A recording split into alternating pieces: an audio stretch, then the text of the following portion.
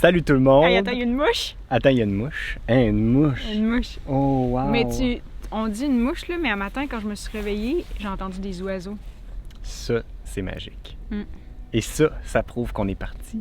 Oui, puis ça prouve aussi que on a enfin repris la vie de près pour la route. On est enfin sur la route après, quoi, 2 ans quasiment, jour pour jour, ou presque? Ou presque. Ben, c'était quoi? C'était en mars que c'était comme la grosse annonce, là, quand on était au Mexique, il y a 2 ans. Fait qu'on approche pas mal de mars. Puis là, ben, on a repris la route officiellement il y a 2 jours. On est parti dans une journée où il faisait moins 15, parce que c'est comme un classique, à chaque fois qu'on quitte le Québec, il fait toujours hyper froid. Puis là, ben, on a repris la route tranquillement. C'était comme plus stressant un peu parce que c'était notre première fois depuis la pandémie, traverser la frontière. Quoi? T'as trouvé ça stressant? Ben moi, tu le sais, je suis tout le temps stressé quand on traverse les frontières. Là, moi, en tout cas, j'ai trouvé ça, j'allais dire comme un pet. J'essayais de trouver quelque chose de mieux qu'un pet, mais en tout cas, ça s'est super bien passé, notre traversée, pour vrai. Oui, honnêtement, ça a été très, très facile. En plus, on a pogné une jeune douanière super sympathique. Ça faisait bien changement d'habitude. Oui. Puis la route s'est super bien passée, malgré qu'on a eu un petit peu de neige, de vent, surtout sur la route.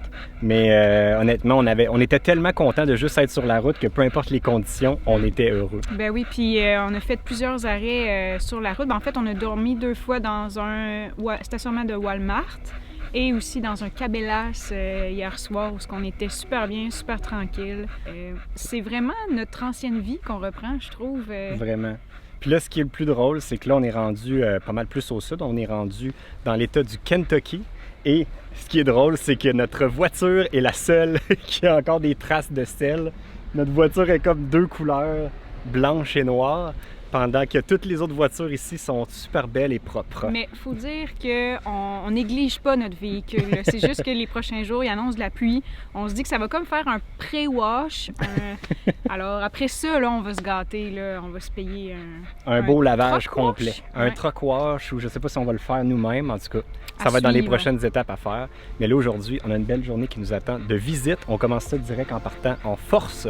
Fait que, allons-y.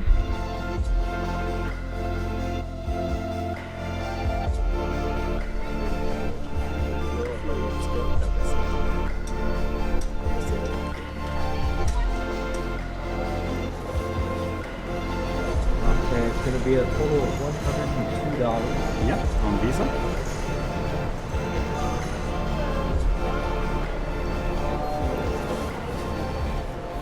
Fait combien, coudonc, Alex? Fait, je pense, 18 ou 19 aujourd'hui. Ça fait un gros changement, quasiment 40 degrés de différence avec ce qu'on avait au Québec il y a quelques jours. Fait que j'en enlève une couche. Mais je la garde tout près parce que je vais en avoir besoin tantôt. Dans le fond, l'itinéraire de notre road trip va se passer principalement dans les parcs nationaux des États-Unis. On va passer à travers, ben là, aujourd'hui, le Kentucky, l'Arkansas, ensuite le Texas. Après ça, on va remonter tranquillement en Arizona. On va remonter après ça pour le clou de notre road trip en Utah, où ça fait des années qu'on n'arrête pas de remettre ce road trip-là où on veut visiter les grands parcs nationaux du Utah.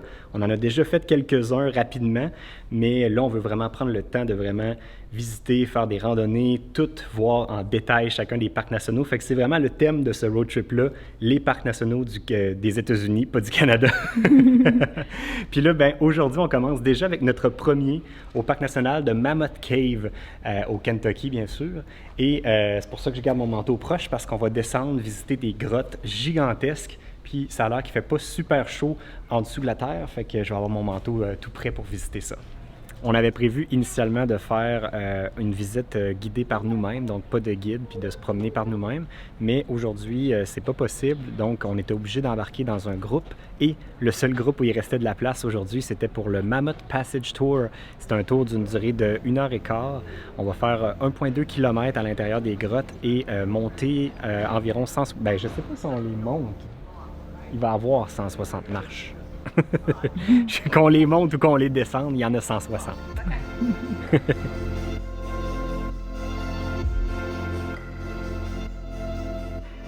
En attendant notre tour, on visite un peu les lieux, puis tu sais, oui, c'est pas vert, c'est quand même assez brun, mais je trouve que c'est beau pareil. Ben, on dirait que on y va graduellement là, vers la végétation.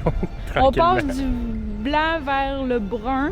Peut-être qu'à un moment donné, on va avoir du vert. Mais c'est quand même, ils ont vraiment des beaux sentiers sur le terrain du parc national.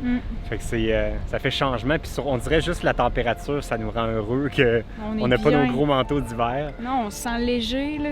Mais là, tranquillement, ça devient venteux puis nuageux. Et on dirait qu'il va pleuvoir dans pas long. Fait que j'ai l'impression que notre camion va se faire laver tranquillement sans qu'on ait rien à faire. Ma mère a dit « Tu vas voir des fleurs? » J'ai dit « Peut-être pas, c'est encore l'hiver aux États-Unis. » Finalement, oui.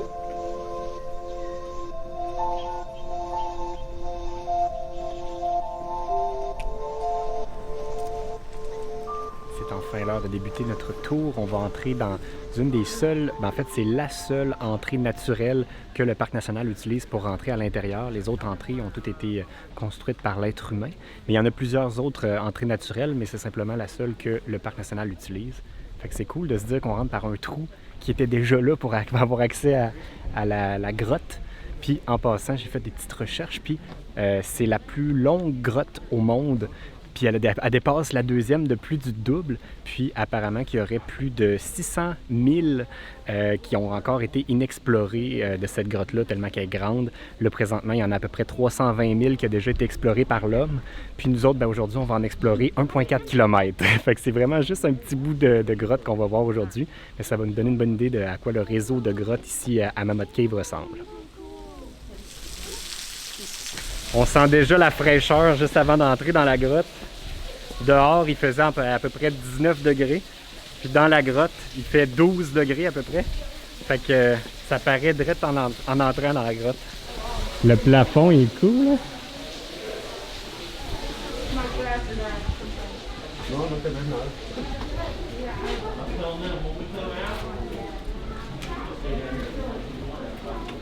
On arrive à notre premier arrêt qui s'appelle la Rotonde. C'est une pièce qui est immense. On est passé dans un corridor qui était super étroit et vraiment bas. Puis là, on arrive dans une grande pièce ouverte en forme de cercle. C'est cool.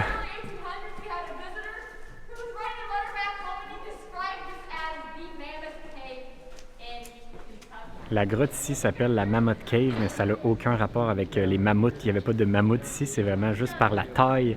Les gens qui l'ont découvert au départ l'ont trouvé tellement grande que la chose à laquelle ça nous a fait penser, c'est un mammouth, bien sûr.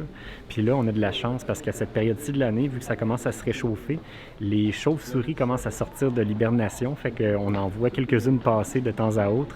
C'est quand même très cool de les voir passer vraiment proche de nous, puis le guide nous a bien spécifié de ne pas essayer de les attraper. Je vois pas pourquoi quelqu'un essaierait d'attraper une chauve-souris, mais en tout cas, faut pas le faire. C'est tellement grand. Au début, on se sentait petit, mais là... Non. Au début, on se sentait grand, mais là, on se sent petit. J'allais vraiment dire l'inverse. C'est beau, hein, le corridor de même? C'est magnifique.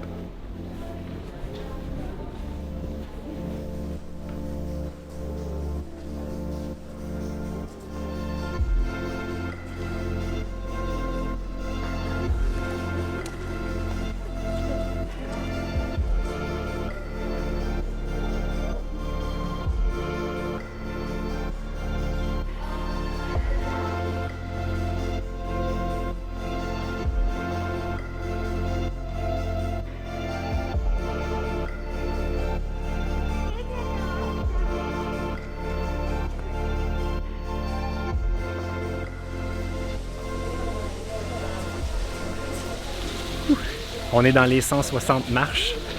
Il n'y en a pas 160, je pense que ça comptait la descente et la montée. C'était vraiment impressionnant la taille de la rotonde, là, la grande pièce. Mais personnellement, j'avais trouvé la visite de Carlsbad Cavern au Nouveau-Mexique plus intéressante, plus... Il y avait plus de variété. Ouais, plus impressionnante, je trouve, pour le parcours qu'on avait à faire.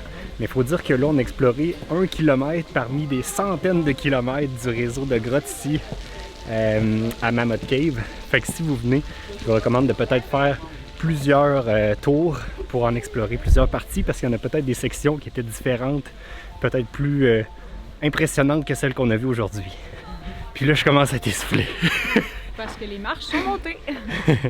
Ouh, il fait chaud en haut. Ouais.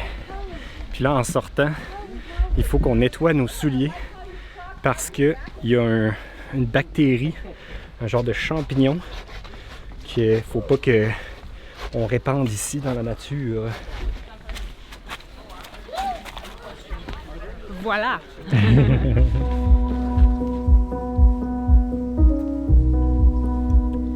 Ah, mais c'est cool de dire que notre maison est dans le stationnement d'un parc national. Mais remarque qu'ici, ça aurait été quand même facile d'accès avec notre n'importe quel VR, peu importe la dimension. Mais je trouve que pour vrai, notre taille de VR est vraiment avantageuse en mode road trip comme ça quand on est sur la route. Je trouve que on n'a pas besoin de se soucier de la météo, on n'a pas besoin de regarder d'avance il va y avoir de la place pour se revirer, pour se stationner à quelque part, pour arrêter dans un resto. Tout est plus simple à gérer. Puis en plus, ben, avec le fait qu'on est isolé pour l'hiver, ben, ça c'était anciennement un gros poids sur nos épaules de toujours s'assurer qu'on est à une température où l'eau ne va pas geler puis qu'on n'aura pas de problème. Là, on peut continuer à utiliser l'eau comme si de rien n'était. Comme on l'a fait en hiver, mais là, c'est cool de le faire même en mode entre hiver et... parce que, tu sais, les nuits sont encore en bas de zéro, fait que ça gèle encore la nuit. Fait que là, on n'a plus besoin de se casser la tête. On va où on veut, quand on veut. Mais oui, même que quand on a pris la route pour s'en venir ici, on est parti dans une tempête de neige, si on peut dire. Il a fait froid, il y a eu de la neige sur la route, des vents forts. Puis, pour vrai, on n'était même pas stressés. On était tellement en confiance avec notre équipement. Puis, beau temps, mauvais temps, c'est ça qui est cool. C'est chez nous, puis on est en toute quiétude. Ouais, je pense que c'est ça le mot. On dort sur nos deux oreilles. C'est ça qui complète notre première visite de parc national américain. Il va en rester encore une grande série. Puis là, on va reprendre la route. On a un gros 7 heures de route pour se rendre à notre prochain parc national qu'on va aller visiter. Puis celui-là, il est bien particulier. Je sais pas si on l'aurait visité normalement. Je pense que ça aurait pas été notre genre. Mais c'est quoi normalement? Ben, dans le sens que là, vu que c'est la thématique des parcs nationaux, puis il est sur notre chemin, fait qu'on y va, là, on n'a pas le choix. Vous allez voir ça dans le prochain épisode. Mais même moi, j'ai pas vu c'était quoi, là. Fait que j'ai autant hâte de voir c'est quoi. Fait que nous autres, on se dit à la prochaine. Salut tout le monde. Bye!